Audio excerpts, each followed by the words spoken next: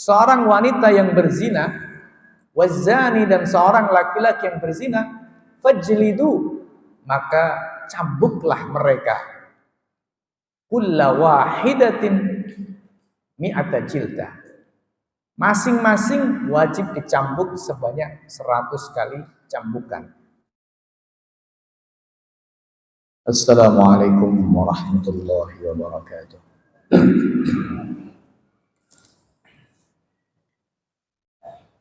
Alhamdulillahi rabbil alamin, wa bihi nasta'inu ala umuri dunya waddin, wassalatu wassalamu ala ashrafil anbiya'i wa sayyidil mursalin, sayyidina wa maulana Muhammadin wa ala alihi wa ashabihi wattabi'ina lahum bi ihsanin ila yaumiddin. Amma ba'd. Kaum muslimin, jamaah, bapak-bapak, ibu-ibu, hadirin sekalian yang saya hormati rahimakumullah. Alhamdulillah, puji dan syukur kehadirat Allah Subhanahu wa taala. Pada malam hari ini kita kembali diperkenankan oleh Allah, diberikan kesempatan dan diberikan kesehatan serta diberikan kekuatan, sehingga pada malam hari ini kita kembali bisa bersama-sama mengkaji ayat-ayat Allah Subhanahu wa taala, mengkaji tafsir Al-Qur'an Al-Karim.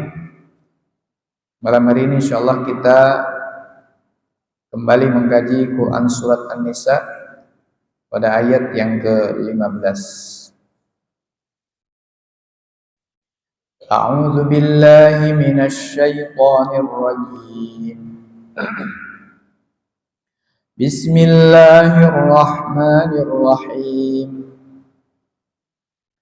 Wallati ya'tina al-fahishata min nisaikum fastashhidu 'alayhinna arba'atan minkum فإن شهدوا فأمسكوهن في البيوت حتى يتوفاهن الموت أو يجعل الله لهن سبيلا واللذان يأتيانها منكم فآذوهما فإن تابا وأصلحا فأعرضوا عنهما إن الله كان توابا رحيما. اللهم ارحمنا بالقرآن. واللاتي يأتين الفاحشة من نسائكم. Wanita-wanita yang mendatangi, artinya melakukan al-fahishata, perbuatan yang keji, maksudnya adalah berzina. Min nisaikum, dari istri-istri kalian. Fastashhidu 'alaihinna, maka persaksikanlah atas mereka arba'atan minkum, pada 4 orang laki-laki dari kalian. Fa in syahidu, maka jika mereka bersaksi, fa amsikuhunna fil buyut, maka tahanlah mereka di rumah-rumah, hatta yatawaffahunnal mautu, hingga menjemput pada mereka al-mautu, kematian, au yaj'alallahu, atau Allah menjadikan lahunna, bagi mereka, sabilan, jalan keluar. Walladzani ya'tiyaniha, adapun 2 orang laki-laki, yakni yang sudah pernah menikah dan berhubungan badan dalam ikatan pernikahan, dan yang belum menikah dan belum melakukan hubungan badan dalam ikatan pernikahan, ya'tiyaniha, yang mereka melakukan tindakan atau perbuatan fahisyah perbuatan keji, minkum, dari kalian kaum laki-laki, fa'adzuhuma, maka berikanlah sanksi yang menyakitkan pada mereka berdua. Fa in taba, maka jika mereka berdua taubat, wa aslaha, dan mereka berdua memperbaiki diri, fa'aridu anhuma, maka berpalinglah kalian anhuma, dari mereka berdua. Innallaha kana tawwabar rahima, sesungguhnya Allah kana tawwabar rahima, dia adalah zat yang maha menerima taubat, rahiman, lagi zat yang maha pengasih. Kaum muslimin jamaah, Bapak Ibu yang saya hormati rahimakumullah. Ayat yang ke-15 dan ayat yang ke-16 ini berbicara berkaitan dengan persoalan muasyarah, persoalan pergaulan, di mana ayat yang ke-15 berbicara tentang wanita-wanita yang melakukan tindakan fahisyah, yakni tindakan zina. Zina disebut dengan fahisyah, yang makna dari fahisyah ini adalah sesuatu yang sangat buruk, sesuatu yang sangat dibenci, sesuatu yang sangat dicela. Ini makna dari kata fahisyah menurut makna aslinya. Sedangkan yang dimaksud di sini adalah zina. Nah, Al-Quran mengatakan wanita-wanita yang melakukan fahisyah, yang mendatangi fahisyah, maknanya melakukan zina. Fastashhidu alaihinna arba'atan minkum, maka wajib dipersaksikan kepada 4 orang laki-laki dari kalian. Artinya ketika ada laporan, ada tuduhan terhadap seorang wanita bahwa dia melakukan zina, misalnya terdapat sebuah berita bahwa si fulanah, si A, seorang wanita itu melakukan zina, maka Al-Quran di dalam ayat 15 dari Quran surat An-Nisa ini mengatakan fastashhidu alaihinna arba'atan minkum, wajib dipersaksikan kepada 4 orang laki-laki. Artinya wajib untuk dibawa ke pengadilan. Perkaranya harus disidangkan.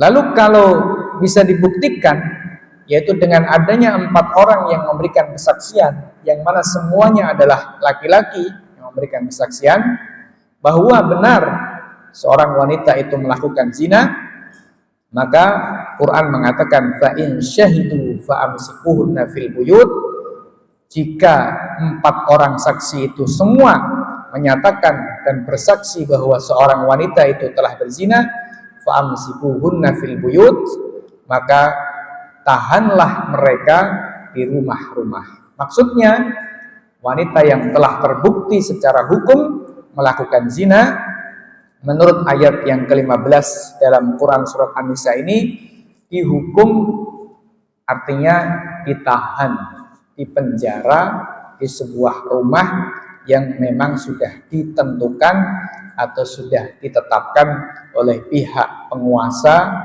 sebagai rumah tahanan bagi wanita-wanita yang melakukan zina. Sampai kapan mereka harus ditahan? Tidak boleh keluar dari rumah-rumah tersebut hatta yatawaffahunnal mautu, hingga mereka dijemput oleh kematian. Au yaj'alallahu lahunna sabila, atau sampai Allah menetapkan ketetapan atau hukum yang baru atau hukum yang lain. Nah, kaum muslimin jamaah, Bapak Ibu yang saya hormati rahimakumullah, sebagaimana kita sampaikan pada penjelasan awal ketika kita masuk pada Quran surat An-Nisa, bahwa Quran surat An-Nisa ini diturunkan oleh Allah Subhanahu wa taala kurang lebih ada pada tahun-tahun awal ketika Nabi Shallallahu Alaihi Wasallam berada di Madinah. Jadi artinya di awal-awal Nabi Shallallahu Alaihi Wasallam hijrah ke kota Madinah. Ya kurang lebih sekitar 6 tahun ya. 6 tahun sejak Nabi Shallallahu Alaihi Wasallam hijrah ke kota Madinah. Jadi artinya ayat 15 dari Quran surat An-Nisa ini diturunkan di awal-awal atau mungkin di pertengahan Nabi Shallallahu Alaihi Wasallam hijrah di kota Madinah. Nah, menurut ayat yang ke-15 ini dinyatakan bahwa seorang wanita atau para wanita, baik mereka sudah pernah menikah ataupun belum pernah menikah, yang melakukan zina dan sudah dibuktikan secara sah di pengadilan oleh 4 orang saksi yang semuanya laki-laki, mereka semuanya sudah bisa dibuktikan, bisa diterima kesaksiannya, maka ketika seorang wanita sudah terbukti melakukan zina, hukumannya adalah dipenjara atau ditahan, ditaruh di rumah tahanan. Sampai kapan? Ayat ini mengatakan sampai mati atau sampai ada keputusan lain dari Allah. Begitu ayatnya mengatakan. Nah, kaum muslimin jamaah Bapak Ibu yang saya hormati, rahimakumullah. Oleh karena itu maka ketika kita pelajari lebih jauh, adakah ayat yang berbicara tentang hukuman atau sanksi bagi orang yang melakukan zina, baik laki-laki maupun perempuan, atau hadis-hadis Nabi Shallallahu Alaihi Wasallam yang berbicara tentang sanksi bagi pelaku zina, baik laki-laki maupun perempuan? Maka jawabannya ada. Untuk Al-Quran kita jumpai pada Quran surat An-Nur ayat yang kedua. Itu pada firman Allah Subhanahu wa taala, "Az-zaniyatu waz-zani fajlidu kulla wahidin minhuma mi'ata jaldah." Az-zaniyatu waz-zani, seorang wanita yang berzina, waz-zani dan seorang laki-laki yang berzina, fajlidu, maka cambuklah mereka, kulla wahidatin mi'ata jildah, masing-masing wajib dicambuk sebanyak 100 kali cambukan. Sedangkan hadis-hadis Nabi Shallallahu Alaihi Wasallam memberikan penjelasan, hadis riwayat Bukhari, hadis riwayat Muslim, dan hadis-hadis yang lain memberikan sebuah penjelasan bahwa hukuman cambuk bagi seorang laki-laki atau seorang perempuan yang berzina ini hanya berlaku bagi laki-laki atau perempuan yang belum pernah menikah atau belum pernah berhubungan badan dalam ikatan pernikahan yang sah, yang disebut dengan zina ghairu muhsan. Zina ghairu muhsan, yakni seorang yang berzina sementara dia belum pernah berhubungan badan dalam ikatan pernikahan yang sah, maka hukumannya menurut Quran surat An-Nur ayat 2 dicambuk 100 kali. Sedangkan hadis Nabi Shallallahu Alaihi Wasallam terkait dengan seorang laki-laki atau seorang perempuan yang sudah pernah berhubungan badan dalam ikatan pernikahan yang sah, apakah saat itu dia punya suami atau punya istri atau sudah tidak punya, yang jelas dia sudah pernah menikah dan pernah melakukan hubungan badan dalam ikatan pernikahan yang sah, maka hukumannya berdasarkan hadis yang mutawatir dari Nabi Shallallahu Alaihi Wasallam adalah dilempari batu sampai mati atau disebut dengan hukuman rajam.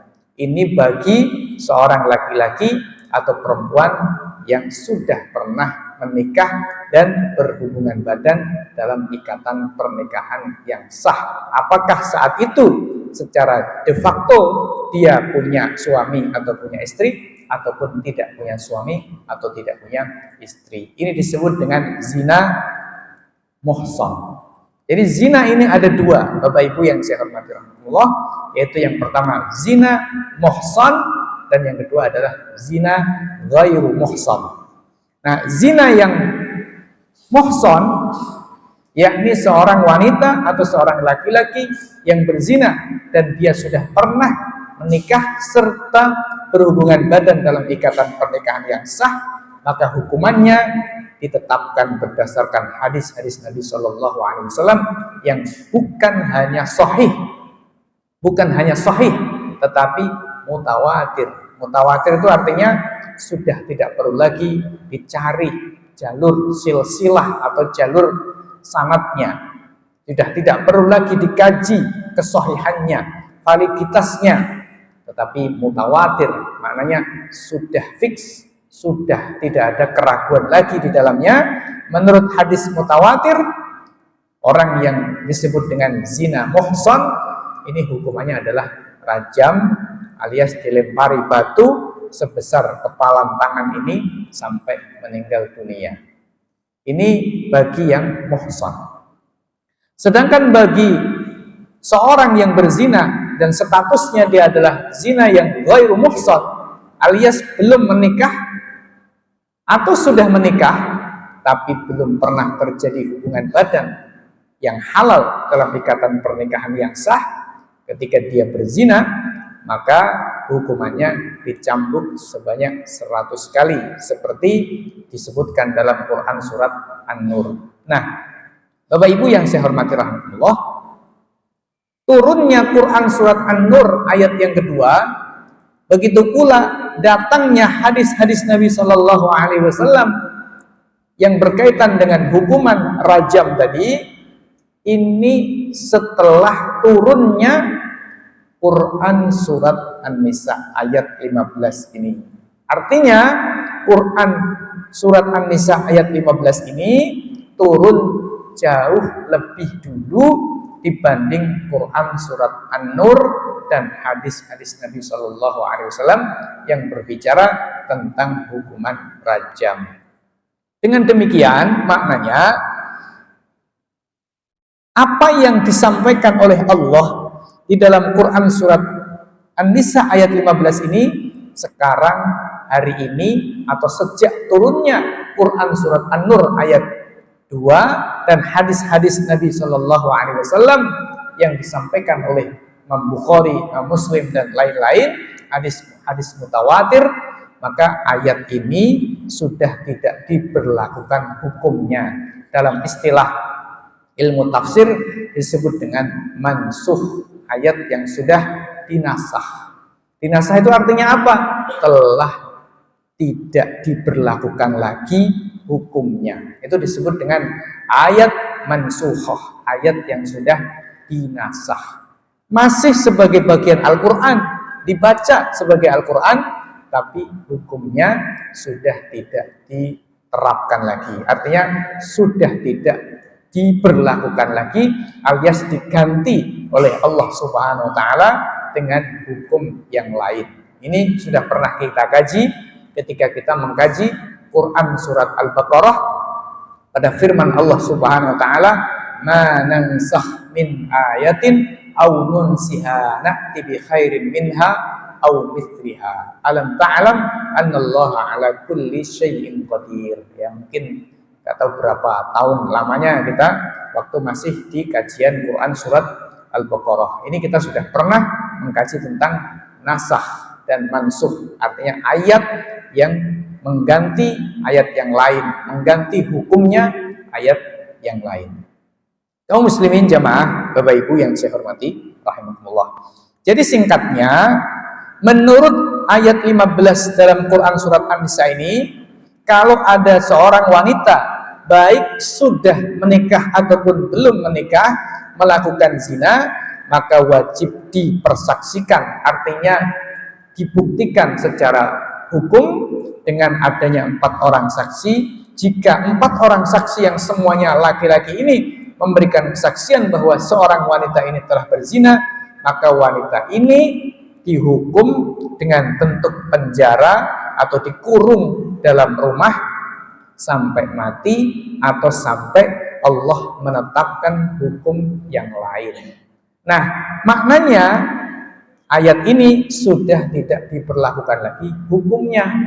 Kenapa? Ya karena turunnya lebih dulu daripada Quran surat An-Nur, dan di akhir ayat yang ke-15 ini Allah mengatakan au yaj'alallahu lahunna sabila, atau Allah memberikan hukum lain. Nah, Allah sudah memberikan hukum lain, yaitu apa? Bagi yang belum menikah, atau ya bagi yang belum menikah atau sudah menikah tapi belum pernah berhubungan badan dalam ikatan pernikahan yang sah itu, kok dia berzina, maka hukumannya cambuk 100 kali. Quran surat An-Nur ayat yang kedua. Kalau dia sudah pernah menikah, artinya sudah pernah berhubungan badan dalam ikatan pernikahan yang sah, maka hukumannya adalah dirajam atau dilempari dengan batu sampai meninggal dunia berdasarkan hadis-hadis mutawatir dari Nabi Shallallahu Alaihi Wasallam. Nah, ini makna dari hatta yatawaffuhunnal mautu aw yaj'alallahu lahunna sabila. Kaum muslimin jamaah, Bapak Ibu yang saya hormati rahimakumullah. Nah, tentu saja rinciannya terkait dengan pembuktian zina di dalam hukum Islam mungkin sedikit kita sampaikan. Nanti rinciannya ada dalam Quran surat An-Nur, ya, masih jauh kalau kita sesuai dengan urutan surat ini ya. Tentu saja rinciannya cukup panjang. Yang pada intinya adalah bahwa seorang dinyatakan bisa dihukum dengan hukuman yang ditetapkan oleh Al-Quran atau ditetapkan oleh hadis Nabi Shallallahu Alaihi Wasallam bila mana sudah terbukti di pengadilan. Nah, terbukti di pengadilan ini harus memenuhi salah satu dari 2 unsur atau dari salah satu dari 2 alat bukti. Istilahnya dalam persidangan salah satu dari 2 alat bukti. Nah, alat bukti untuk zina, untuk kasus perzinahan, yang pertama adalah kesaksian 4 orang laki-laki yang semuanya bersaksi bahwa mereka melihat dengan mata kepalanya sendiri bahwa si fulan, si A atau si B, laki-laki ataupun perempuan, telah melakukan zina. Yang kedua, alat buktinya adalah pengakuannya pelaku sendiri. Pengakuannya pelaku sendiri. Jadi kalau satu dari 2 alat bukti ini tidak ada, misalnya tidak ada 4 orang yang bersaksi, hanya ada 1 atau 2 orang saja, atau ada 4 orang tapi cuma katanya, ya, nggak bisa, harus melihat sendiri, atau ada 4 orang mengatakan melihat sendiri, cuma saksinya tidak kredibel, saksinya tidak dipercaya, karena saksinya ini bukan orang yang bisa dipercaya, karena syarat saksi ini harus adil. Adil itu artinya apa? Dia bukan pelaku dosa besar dan dia tidak melanggengi dosa kecil. Jadi orang baik sekali, sehingga jangankan dia berbohong, ya, kemaksiatan kecil itu dia tidak melakukan, tidak melanggengi, sehingga terjaga dari bohong. Kira-kira seperti itu. Kalau saksi tidak ada dan pengakuan dari pelaku tidak ada, maka tidak bisa diterapkan sanksi zina. Dampaknya apa? Akibatnya apa? Akibatnya orang yang sempat menuduh zina, misalnya si C menuduh zina si A, tapi si C tidak punya alat bukti. Ya, jadi si C menuduh si A berbuat zina, tapi si C tidak punya alat bukti, yakni tidak punya 4 orang saksi, dan si A-nya juga tidak mengaku, maka justru si C ini kena hukuman cambuk sebanyak 80 kali. Seperti disebutkan di dalam Quran surat An-Nur juga. Ini disebut dengan qadzaf. Qadzaf itu artinya menuduh orang lain berbuat zina tapi tidak punya alat bukti. Oleh karena itu maka tindakan qadzaf, menuduh orang lain berzina padahal dia tidak tahu persis, ini hukumnya dosa besar. Dalam Islam, menuduh orang lain berbuat zina sementara dia tidak lihat sendiri, cuma katanya, kabarnya, misalnya seperti itu, atau duga-dugaan saja karena melihat orang itu kemarin masuk ke hotel anu, misalnya seperti itu, maka ini termasuk dosa besar. Kaum muslimin jamaah Bapak Ibu yang saya hormati rahmatullah, selain dosa besar, kalau dia tidak bisa membuktikan dengan 4 orang saksi atau tidak ada pengakuan dari pelakunya dan pelakunya tidak terima, artinya korbannya tidak terima dengan tuduhan tersebut, justru pihak yang menuduh ini bisa kena sanksi cambukan sebanyak 80 kali. Nah, Al-Quran mengatakan walladzina yarmunal muhsanati tsumma lam ya'tu bi arba'ati syuhada'a fajliduhum 80 jaldah. Itu dalam Quran surat An-Nur. Nah, kaum muslimin jamaah Bapak Ibu yang saya hormati rahimakumullah. Jadi kesimpulannya, hukum manzina, sanksi bagi tindakan atau perbuatan zina ini sangat keras sekali. Tapi di saat yang sama, pembuktian untuk terjadinya zina itu juga tidak mudah. Jadi ini semua dalam rangka kebaikan umat manusia. Allah Subhanahu wa taala zat yang maha mengetahui, zat yang maha bijaksana, menetapkan sanksi dan juga menetapkan bagaimana proses menuju terjadinya sanksi tersebut. Ini semua diatur oleh Allah Subhanahu wa ta'ala, sehingga tidak bisa orang sembarangan menuduh orang lain berbuat zina, tapi di saat yang sama kalau orang itu terbukti melakukan zina, maka hukumannya sangat berat sekali. Kaum muslimin jamaah Bapak Ibu yang saya hormati rahmatullah, ayat yang ke-16 mengatakan dua orang laki-laki, yakni yang dimaksud dengan 2 orang laki-laki itu apa? Laki-laki yang sudah pernah menikah maupun laki-laki yang belum pernah menikah. Jika mereka melakukan zina, maka kata ayat yang ke-16 fa'adzuhuma, maka berikanlah sanksi kepada mereka. Nah, di sini Quran tidak menyebut sanksinya apa. Ya, Quran hanya mengatakan sakitilah mereka. Maknanya berikan sanksi. Berikan sanksi, sakiti mereka maknanya berikan sanksi. Nah, para ulama tidak memberikan penjelasan secara spesifik sanksinya apa, tetapi itu diserahkan kepada pemilik kebijakan, yakni penguasa, yakni orang yang berwenang untuk menegakkan hukum Allah Subhanahu wa taala, yaitu pemerintah yang sah secara syariat. Fa in taba wa aslaha fa'ridu anhuma. Jika laki-laki ini, yakni yang sudah pernah menikah ataupun yang belum pernah menikah ini, taubat wa aslaha dan berbuat baik, maknanya sudah memperbaiki dirinya, tidak berzina lagi, fa'ridu anhuma, maka berpalinglah kalian dari mereka berdua. Maknanya ya sudah, biarkan saja, tidak perlu disanksi lagi, tidak perlu dikucilkan lagi, tidak perlu diasingkan. Innallaha kana tawwabar rahima, sesungguhnya Allah, Dia adalah zat yang maha menerima taubat, lagi zat yang maha mengasih atau maha penyayang. Kaum muslimin jamaah Bapak Ibu yang saya hormati rahmatullah, ayat yang ke-16 ini keterangannya atau penjelasannya kurang lebih juga sama dengan ayat yang ke-15 tadi. Artinya apa? Ayat ini hukumnya sudah mansuh. Mansuh itu artinya sudah tidak diterapkan lagi, sudah tidak diberlakukan lagi. Yang berlaku apa?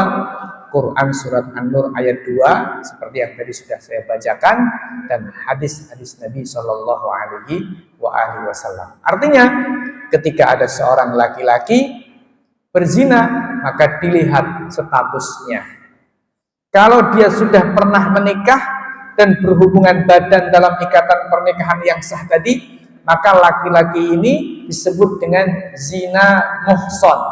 Maka berarti hukumannya dipajang atau dilempari batu sampai meninggal dunia.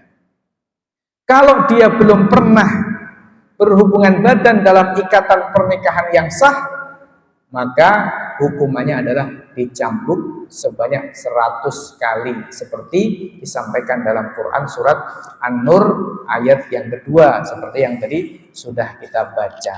Nah, kaum muslimin jamaah Bapak Ibu yang saya hormati rahimakumullah. Jadi kesimpulannya dari dua ayat ini, yakni ayat An-Nisa 15 dan 16, dulu di awal-awal turunnya sanksi bagi orang yang berzina, perempuan sanksinya dikurung atau dipenjara seumur hidup.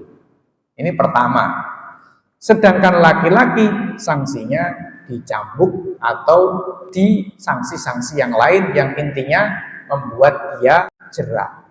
Nah, ini di awal turunnya sanksi bagi orang yang melakukan zina. Tapi ini kemudian sudah diganti oleh Allah Subhanahu wa taala, hukumnya direvisi atau dinasah oleh Allah menjadi hukuman yang sudah fix hingga hari kiamat, hingga sekarang hingga hari kiamat, yaitu dibedakan antara seorang yang berzina yang sudah pernah menikah dengan yang belum pernah menikah. Yang sudah pernah menikah dan berhubungan badan dalam ikatan pernikahan, hukumannya rajam berdasarkan hadis-hadis mutawatir dari Nabi Shallallahu Alaihi Wasallam. Yang belum pernah menikah dan berhubungan badan dalam ikatan pernikahan, maka hukumannya adalah dicambuk sebanyak 100 kali cambukan seperti dalam Quran surat An-Nur ayat yang kedua. Begitu kesimpulan globalnya. Kaum muslimin jamaah Bapak Ibu yang saya hormati rahmatullah. Kenapa tadi saya katakan bahwa di awal-awal turunnya ayat yang berkaitan dengan sanksi bagi pelaku perzinahan? Kenapa saya katakan seperti itu? Karena sebelum ayat ini tidak pernah ada sanksi tentang pelaku zina. Jadi tidak pernah ada sanksi bagi pelaku zina. Di masa jahiliyah juga tidak ada sanksi bagi zina. Di masyarakat Arab tidak ada sanksi bagi pelaku zina. Maka saya katakan ini adalah hukum pertama yang turun dari Allah Subhanahu wa taala di dalam Islam berkaitan dengan hukuman atau sanksi bagi pelaku zina yang sudah dihapus atau diganti dengan hukum kedua yang ada dalam Quran surat An-Nur dan di dalam hadis-hadis Nabi Shallallahu Alaihi Wasallam yang lain. Nah, kalau kemudian kita bicara tentang sanksi, maka tentu saja yang namanya sanksi itu harus ada pelakunya, maknanya harus ada yang menerapkannya. Pertanyaannya, siapakah yang menerapkan sanksi ini?